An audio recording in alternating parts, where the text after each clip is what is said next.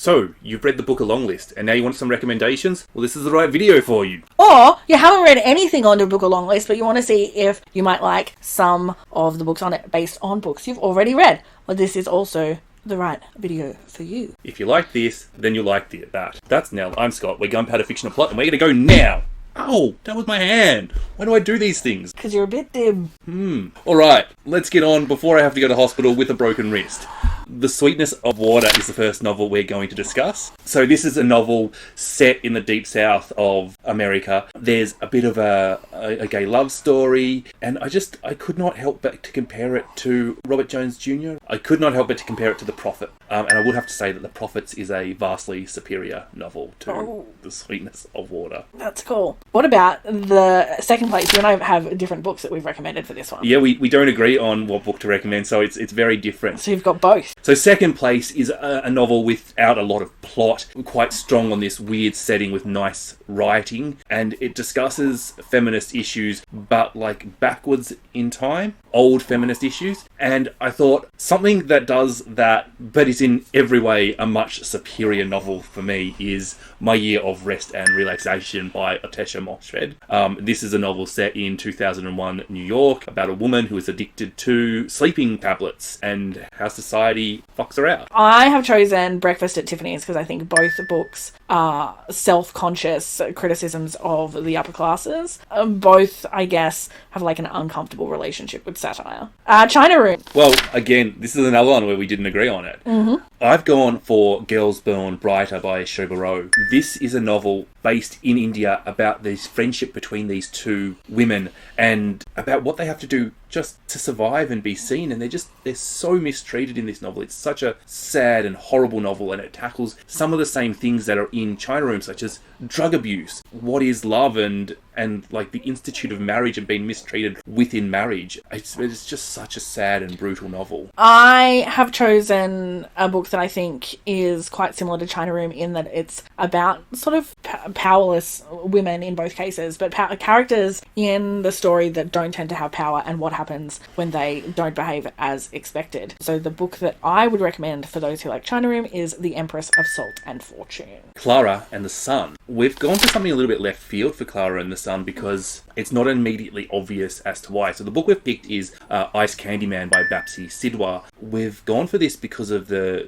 feel of the narrator. Klara has that quite young, naive... The ability to sort of misunderstand the reasons and motivations for things going on around her, and a real childlike sort of quality. In Ice Candy Man, our narrator is quite a young girl who doesn't understand what is going on. I mean, we've got two very different novels in that. One is about the partition of India and the train to Pakistan and all that sort of horrible civil war yuck stuff that happened, and the other one is this light sci-fi dealing with like the birth of religion and the meaning of life. But the real feel of the novel comes from its narrator, and they do share that in common. Yeah, I think that the genre is not that important, to be honest. So the next one is A Town Called Solace. I think A Town Called Solace is the most commercial book on the Book A Longlist. It's a complex novel in that it's quite sad and it's quite happy at times, and it blends in a weird sort of way, and it made me think of Eleanor Oliphant is Completely Fine, because we also have another really quite strong piece of commercial fiction that has moved over into the literary side, and we have this complex relationship between happy and sad. So it's a bit more about vibes rather than about... Yeah, it's all about vibes. Yeah. Perpetual Light. I think that Zadie Smith's White Teeth is so similar to Perpetual Light in feel. Both these novels paint a picture of Britain throughout this changing timeline. They both are based over a number of years. Perpetual Light might be based over a longer period of time. It sort of takes one day, 15 years apart, and then it fast forwards these characters 5 years. But what it does in the novel is it just paints this wonderful aspect of society in Britain, and it does things like the different races, the horrible racism in the 80s and Thatcher, for example, and all of that is just there in Zadie Smith's novel. I think they're very similar. Passage North. So I've gone for A Fine Balance, which is like your favourite book. One of my all-time favourite novels by Rohingya Mystery. A Passage North is about a man getting on a train, returning home because of the death of one of his family friends. And a lot of it is based in memory, but it questions all this relationship, and you've got civil war going on, and it's a strong setting, and it's quite a lovely novel. in that, except that it is a little bit, for my taste, it is a little bit slow. Now, A Fine Balance is not a slow novel, but when you're questioning relationships within a civil war, and it's a very complex thing, and I kept thinking A Fine Balance when I was trying to come up with a book, and I kept coming back to this, how do you talk about the different relationships in such a stressful situation? And that is what A Fine Balance is all about. So that's why I picked A Fine Balance. Just such a wonderful novel, again, about India instead of Sri Lanka. But Great Circle. now, this is a weird collaborative effort, because I have read Great Circle. And I have read The Kingdoms, which is the book that we recommend.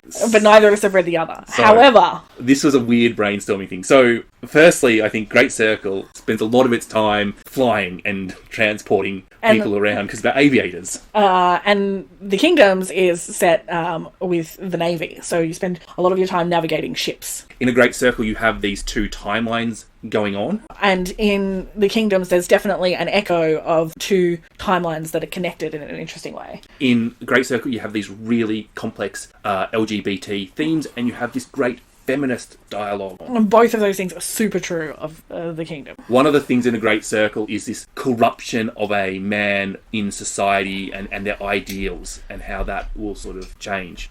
Yes, for sure. Definitely. Especially in the face of war.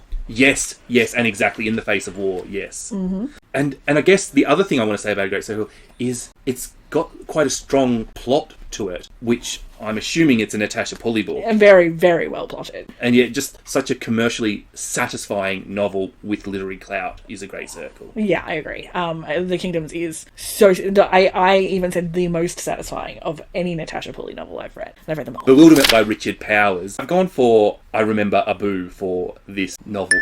And this, on the surface, is another really weird pick. But again, I've gone for the two light sci-fis, and I'm focusing on relationships with them. One thing that is so central to Bewilderment is the relationship between father and child, father and son in it. And I Remember Abu is this relationship between father and daughter. It's just such an important thing how these two get along. This relationship is so central to it.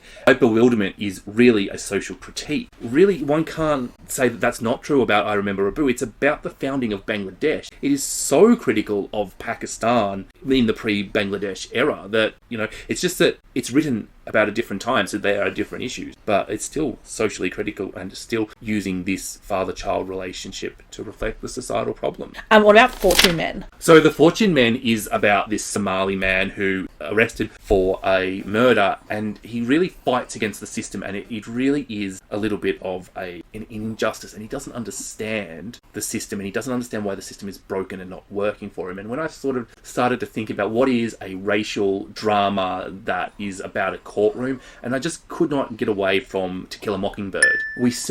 In To Kill a Mockingbird, we see a white man representing a black man. In The Fortune Men, we see a black man in Cardiff, Wales, not able to understand the system of the white man in order to best represent himself. It would be a really interesting companion read. That sounds like a good match. Yeah. What about The Promise? I thought this one was easy. The Promise is clearly a match for Cry, the Beloved Country, which is another South African novel written by a white man tackling race and fractured family and the fractured nation that apartheid has caused. Legitimately, sounds like the same novel to me.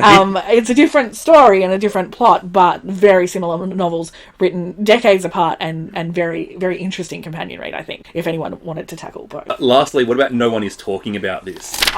We have separate books for this, but I don't disagree with yours in this instance. But No One Is Talking About This really reminded me of Grief is a Many-Feathered Thing by Max Porter. The not quite novel in verse structure, the tackling of grief, the really visceral tackling of what it is to lose someone and how you process that. I felt like they were both really connected. Well, I've gone for Saltwater by Jessica Peters, or Someone? Sarah Jessica. No. Parker? I'm going to edit that. Maybe I'll just say a few words. Kate, Sarah. Pumpernickel By Sarah Pumpernickel. This is the story of a young lady growing up in the north of England and in Ireland. It's just the story of everything that goes wrong with her, but it's quite episodic. It's quite sad. It's so critical of society, and it's very quick. It doesn't dwell on it. It gives you its one line, and it moves on to the next thing it's critiquing, and it goes back to its story. I think that's a lot what Lockwood is doing. Yeah. Lockwood is a lot more funny, and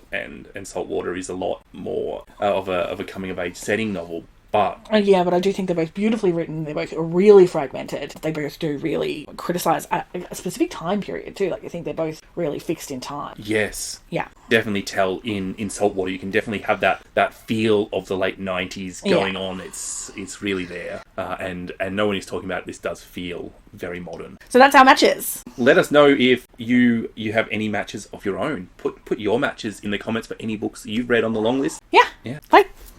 Don't hit that chair.